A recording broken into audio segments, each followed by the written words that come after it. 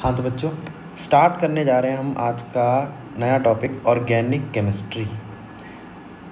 Organic chemistry आपकी chemistry की 3 branches में से एक ब्रांच है।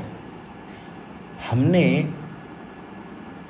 केमिस्ट्री को 3 कैटेगरी में बांटा हुआ है। एक है आपकी फिजिकल केमिस्ट्री, एक है इनऑर्गेनिक केमिस्ट्री और एक है ऑर्गेनिक केमिस्ट्री। और ऑर्गेनिक केमिस्ट्री वो केमिस्ट्री है जो डील करती है कार्बन और उनके कंपाउंड से। ठीक है, अब देखते हैं क्या इसकी डेफिनेशन है। Organic chemistry is study of structure, properties, preparation, reaction of compounds of carbon which includes hydrocarbon and it's derivatives, जो इंक्लूड करता है हाइड्रोकार्बन को और उनके डेरिवेटिव्स को। हाइड्रोकार्बन आप 10th क्लास में पढ़ के आ रहे हैं। कार्बन एंड कंपाउंड एक चैप्टर था, उसमें पढ़ा था हमने एल्केन, एल्कीन, एल्काइन। ज़रा ध्यान दो, यही 3 फॉर्मूले थे। CnH2n+2 एल्केन कहलाता है, CnH2n एल्कीन कहलाता है और CnH2n-2 एल्काइन कहलाता है। इनके साथ oxygen, nitrogen, sulphur, sodium, magnesium और आपके halogens chlorine, fluorine, bromine, iodine ये भी लग सकते हैं। ठीक है, तो हमने 1-2 एग्जाम्पल देखे, जैसे नीचे लिखा हुआ है मैंने मीथेन और इथेन। ठीक है, सबसे छोटा ऑर्गेनिक कंपाउंड है आपका मीथेन, CH4। अब यहाँ पर हमें ये तो पता चल गया कि आपका सबसे इम्पॉर्टेंट कंपोनेंट जो है इस चैप्टर का वो है आपका कार्बन। तो कार्बन के बारे में हमें पता होना चाहिए कि कार्बन क्या क्या होता है। कार्बन की सबसे पहली प्रॉपर्टी है कि वो एक एलिमेंट है। दूसरी बात, वो नॉन मेटल है। तीसरी बात, उसकी वैलेंसी 4 है। अब 4 वैलेंसी को आप दिखाओगे कैसे? पहले तो आपको पता होना चाहिए कि वैलेंसी क्या होती है। वैलेंसी का मतलब है उसको कितने इलेक्ट्रॉन्स रिक्वायर्ड है अपना ऑक्टेट कंप्लीट करने के लिए। अब किसी का ऑक्टेट पता लगाना है तो उसके आउटर मोस्ट शेल के इलेक्ट्रॉन पता होने चाहिए। तो कार्बन जिसका Z6 है उसके इलेक्ट्रॉन फर्स्ट शेल में 2 आते हैं और सेकंड शेल में 4 आते हैं। और अगर दूसरे तरीके से देखें तो 1s2, 2s2, 2p6, 2 इसका सेकंड शेल है और सेकंड शेल के अंदर आपको कितने इलेक्ट्रॉन दिखाई दे रहे हैं ज़रा देखना। इस सेकंड शेल में आपको इलेक्ट्रॉन्स कितने दिखाई दे रहे हैं? 4। तो 4 इसके वैलेंस इलेक्ट्रॉन हो गए। वो चारों वैलेंस इलेक्ट्रॉन दूसरे एलिमेंट्स के साथ, आयंस के साथ, किसी और केमिकल स्पीशीज़ के साथ बॉन्ड बनाएंगे। वो जो बॉन्ड बनाएंगे वो कार्बन के लिए तो कोवलेंट ही होता है। ठीक है, बाकी एलिमेंट्स जो होते हैं उनमें कभी आयनिक होता है, कभी कोवलेंट होता है, पार्शियली आयनिक है, पार्शियली कोवलेंट भी होता है। ये आपका केमिस्ट्री का एक चैप्टर है केमिकल बॉन्डिंग, वहाँ पे हम डिस्कस करेंगे। तो भैया कार्बन या तो चारों सिंगल बॉन्ड बना सकता है, दिख रहे, या ऐसा हो सकता है कि एक डबल बॉन्ड बनाए, या ऐसा हो सकता है एक ट्रिपल बॉन्ड बनाए, या ऐसा हो सकता है कि 2 डबल बॉन्ड बनाए। जब वो चारों सिंगल बॉन्ड बनाता है तो वो चारों सिग्मा बॉन्ड होते हैं। वो चारों बॉन्ड आपके सिग्मा बॉन्ड होते हैं। ठीक है, ऐसा हो सकता है कि 3 सिग्मा बॉन्ड हो और 1 पाई बॉन्ड हो। ठीक है, ऐसा हो सकता है कि 2 सिग्मा और 2 पाई बॉन्ड हो, यहाँ पे भी यही है। तो आपको एक चीज़ ध्यान रखनी है, जब चारों सिग्मा थे तो वो चारों सिंगल बॉन्ड थे, और वो जो चारों सिग्मा बॉन्ड थे वही आपको समझाएंगे उसकी हाइब्रिडाइजेशन। ये भी लेसन नंबर 4 में ही है आपका केमिस्ट्री के। अब हाइब्रिडाइजेशन में एक तो हो गया S और 3 हो गए P, तो क्या बनी हाइब्रिडाइजेशन? sp3। किससे पता चली? सिग्मा बॉन्ड से। पाई बॉन्ड का कोई रोल नहीं है। अच्छा, 3 सिग्मा बॉन्ड होते तो 1s 2p यानी कि sp2। 2 सिग्मा बॉन्ड होते तो दोनों के ही केस में क्या आ रहा है यहाँ पर?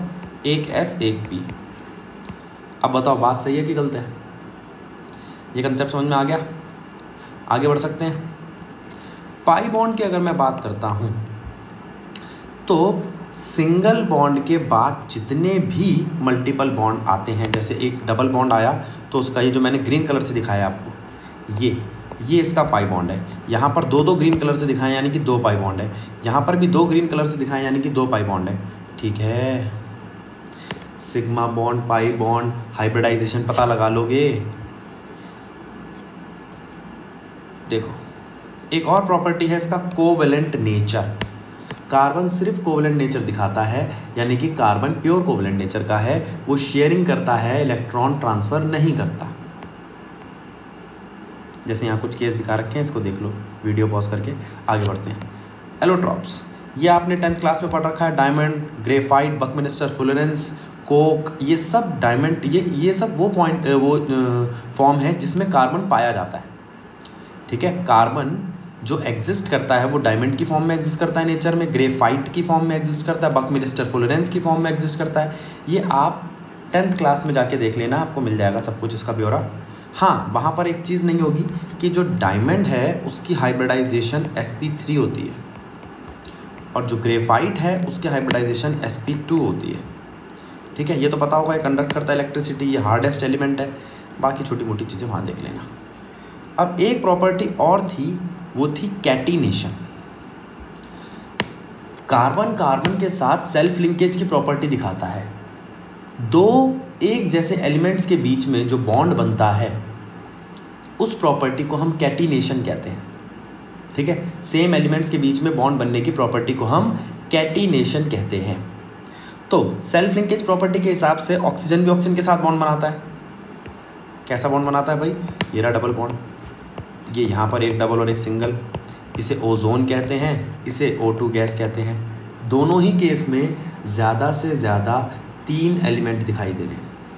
चलो सल्फ़र पे चले गए। सल्फ़र में तो 8 से लेके 20 एलिमेंट तक एक साथ जुड़े दिखाई दे रहे हैं। सेलेनियम में 16 दिखाई दे रहे हैं। लेकिन कार्बन से कार्बन में 10 लाख तक एलिमेंट जुड़कर पॉलीमर बना सकते हैं। आपने काफ़ी सारे पॉलीमर सुने भी होंगे, जैसे पॉलीइथीन ही है। इथीन क्या है? इथीन 2 कार्बन की चेन है जो जुड़ते जुड़ते 10,000, 1 लाख, 2 लाख करोड़ काफ़ी लंबी लंबी चेनें बनाती है, तो उसको हम पॉलीमर कहते हैं। ठीक है, मैक्रोमोलिक्यूल्स भी होते हैं बेटा, जो आपके बायोमोलिक्यूल्स हैं, जो बायोलॉजिकल फंक्शन प्ले करते हैं आपके ऑर्गन्स में या जो भी लिविंग बीन्स हैं, उनमें भी आपको कार्बन का ही कंटेंट मिलता है। तो कार्बन के ही कंपाउंड मिलते हैं, उनको भी हम ऑर्गेनिक कंपाउंड कहते हैं। ठीक है, आगे देखो। अब इतने ज़्यादा कंपाउंड हैं कार्बन के, तो उनको मैं सबको अलग अलग नाम तो रख नहीं सकता। चिंटू, सुभाष, राकेश, कितने नाम रखूँगा? तो एक सिस्टम बना दिया। उस सिस्टम को एक संस्था ने बनाया, वो थी आयुपेक। IUPAC ऑर्गेनाइजेशन ने एक नेमिंग करने का एक सिस्टम बनाया। वो सिस्टम ये था कि भैया एक तो वहाँ पर आपके वर्ड की रूट होगी कि भैया कितने कार्बन हैं, उससे पहले प्रीफिक्स लिखा जाएगा, उसके बाद सफिक्स लिखा जाएगा। ज़रा देखना नाम लिखने का तरीका, इंग्लिश में जैसे लिखते हैं वर्ड रूट, वर्ड के आगे प्रीफिक्स, पीछे सफिक्स। हमारी हिंदी भाषा में इसे उपसर्ग और प्रत्यय कहते हैं, शायद, मुझे ढंग से नहीं आती है। ठीक है, अब यहाँ पर हमने एक एग्जाम्पल ले लिया, मिस्टर राकेश कुमार वर्मा। तो मिस्टर इस नाम का प्रीफिक्स है, राकेश इस नाम की जड़ है, word root, Kumar primary suffix है और वर्मा सेकेंडरी सफिक्स है। और हमारी नेमिंग में जो प्रीफिक्स होते हैं वो मेन चेन के बाहर, कार्बन की मेन चेन में जितने कार्बन होंगे उनको हम वर्ड रूट के तौर पे दिखाते हैं। जैसे 1 कार्बन हुआ तो मिथ, 2 कार्बन हुआ तो इथ, 5 कार्बन हुए तो पेंट, 10 कार्बन हुए तो डेक।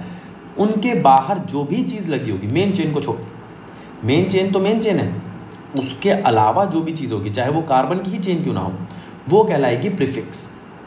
ठीक है, तो प्रीफिक्स होते हैं out of main chain of carbon atom. जैसे नाइट्रो एक प्रीफिक्स है, फिनाइल एक प्रीफिक्स है, बेंजीन है बेटा, ये बेंजीन होता है C6H6। बेंजीन क्या होता है? C6H6। अगर मैं इसका एक हाइड्रोजन हटा दूं तो बन जाएगा C6H5 और उसकी जगह पे कुछ लगा दूं और एक बड़ी चेन लगाऊं जिससे ये पूरा हिस्सा मेन चेन से बाहर हो जाए, तो इसका नाम पड़ेगा फिनाइल। अगर बेंजीन मेन चेन से बाहर है तो उसे हम क्या कहेंगे? फिनाइल। ठीक है, ये है हेलोजन। हेलोजन मतलब आपका 17th ग्रुप, ये आपका 17th ग्रुप है। हेलो का मतलब होता है वैसे सी, जो सी से जनरेट होते हों, जो सी में पाए जाने वाले सॉल्ट से जनरेट होते हैं उन्हें हेलोजन कहते हैं। जैसे फ्लोरीन, क्लोरीन, ब्रोमीन, आयोडीन, इनका नाम पड़ेगा आपका हेलो, यानी कि फ्लोरीन के लिए फ्लोरो, ब्रोमीन के लिए ब्रोमो, क्लोरीन के लिए क्लोरो, आयोडीन के लिए आयोडो। इसके बाद आते हैं एल्काइल ग्रुप, कार्बन की वो चेन जो मेन चेन का हिस्सा नहीं है उसके पीछे आइल लगा दिया जाता है। सबसे पहली बात तो ये जो 10th में आपने पढ़ा था कि इसका भी एक फॉर्मूला होता है CnH2n-1, वो गलत है, उसको ध्यान नहीं रखना। जैसे आप अभी कहोगे भैया नीचे तो आपने वही लगा रखा है CH3 C3H7, बेटा मेन चेन के बाहर होना ज़रूरी है बस, और कोई रूल नहीं है। ये मत, इसका कोई फॉर्मूला मत बनाना, ठीक है। अगर मेन चेन से बाहर है तो आइल बन जाएंगे, जैसे मिथ आइल, प्रोप आइल, हेप्ट आइल वगैरह वगैरह। वर्ड रूट मतलब कितने कार्बन है एक मेन चेन में। अगर मेन चेन में सिर्फ एक ही कार्बन है तो उसका नाम पड़ेगा मिथ, 2 कार्बन है तो इथ, 3 कार्बन है तो प्रोप, 4 कार्बन है तो ब्यूट, 5 कार्बन है तो पेंट, 6 कार्बन है तो हेक्स, 7 के लिए हेप्ट, 8 के लिए ऑक्ट, 9 के लिए नन, 10 के लिए डेक, 11 के लिए अनडेक और 12 के लिए डूडेक। तो ये हैं आपके वर्ड रूट। प्राइमरी सफिक्स जिसे हम बॉन्ड के नाम से जानते हैं, बॉन्ड 2 कार्बन के बीच में जो होगा, 2 कार्बन्स के बीच में जो बॉन्ड होगा उसको हम 3 कैटेगरी में बांटते हैं, या तो सिंगल बॉन्ड होगा, या डबल बॉन्ड होगा, या ट्रिपल बॉन्ड होगा, ठीक है। सिंगल बॉन्ड वाले को कहेंगे हम एल्केन, फॉर्मूला होगा CnH2n+2। इसका मतलब है अगर कार्बन जितने भी हुए हाइड्रोजन उसके डबल से 2 ज़्यादा होंगे। फिर आता है एल्कीन, इसमें फॉर्मूला होगा CnH2n, यानी कि कार्बन जितने भी हुए हाइड्रोजन उसके डबल होंगे। फिर आता है एल्काइन, यानी कि ट्रिपल बॉन्ड, कार्बन जितने भी हुए हाइड्रोजन उसके डबल से 2 कम होंगे, ठीक है। तो ये प्राइमरी सफिक्स है, ध्यान रखेंगे, primary suffix alkane, alkene, alkyne. इसके बाद बारी आती है, ये कुछ एक एग्जांपल दिखा दिया मैंने आपको, देख लो इसको आराम से। इसमें डबल दिखाई दे रहा था तो इसको एल्कीन कह दिया, इसमें डबल से 2 कम था इसे एल्काइन कह दिया, इसमें डबल से 2 ज़्यादा था एल्कीन कह दिया, ठीक है। C4H10 जैसे butane, C4H8 butene, C4H6 butyne. अब देखो वो जो 1- वाली बात थी ना वो यहाँ लग रही है। C4H9, अब आप कहोगे भैया ये ब्यूटाइल है, नहीं, ये तो मेन ही चेन है, एक ही चेन तो है, तो ये मेन चेन है। ये ब्यूटेन है जिसके आगे क्लोरो लगा है, जो यहाँ पे 10वां हाइड्रोजन था वो इस क्लोरो की वजह से चला गया, ठीक है। ये 4 कार्बन थे, इनसे 10 चीज़ें जुड़ी हुई थी। पहले 10 के 10 हाइड्रोजन जुड़े थे, लेकिन अब एक नया क्लोरीन आ गया तो हाइड्रोजन एक कम हो गया। हाइड्रोजन कितने रह गए? 9। कितने रह गए हाइड्रोजन? एक कम हो गया ना हाइड्रोजन, तो ये बात ध्यान रखनी है यहाँ पे। अब इसी तरीके से ब्रोमोप्रोपेन, फ्लोरोइथेन, आइडोब्यूटेन, ये एग्जाम्पल है।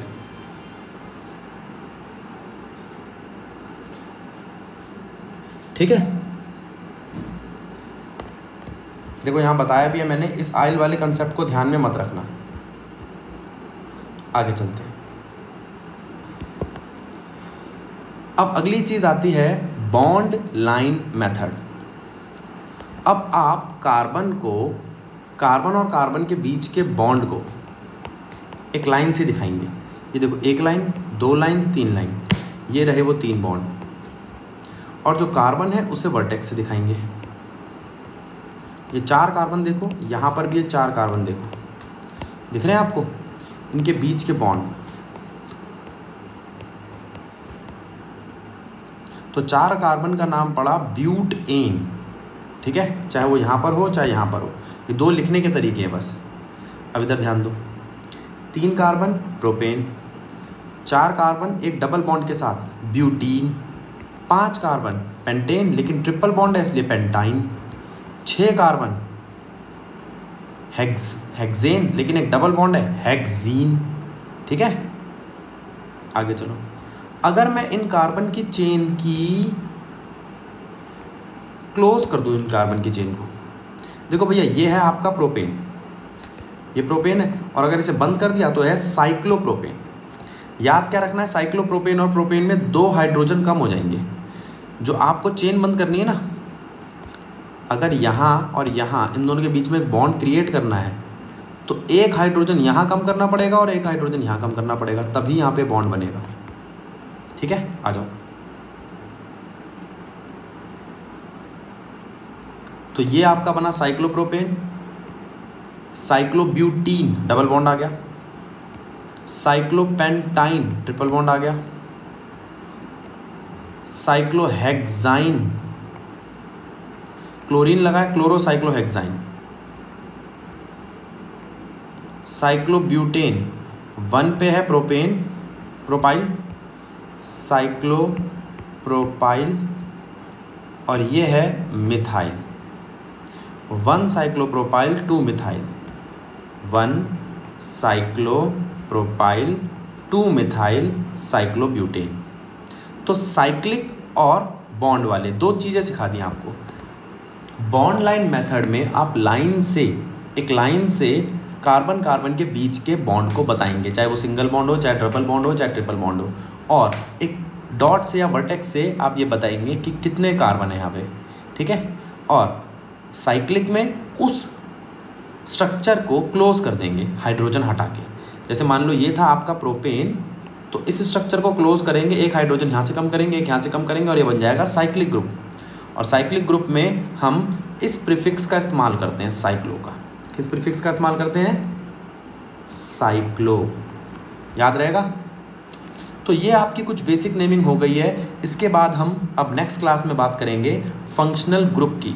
देखो ये है फंक्शनल ग्रुप की टेबल। 10th में आपने इतने नहीं किए थे, 4 या 5 ही किए थे, अब ये 12 हैं। ठीक है, इसको हम नेक्स्ट लेक्चर में लेंगे।